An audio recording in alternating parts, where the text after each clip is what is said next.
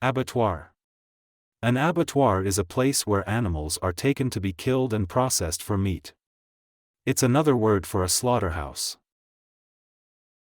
The farmer took the cows to the abattoir so the meat could be prepared for food. The farmer took the cows to the abattoir so the meat could be prepared for food. Workers at the abattoir make sure the animals are treated respectfully before the process begins. Workers at the abattoir make sure the animals are treated respectfully before the process begins. Some people who work in an abattoir wear special clothing to stay safe.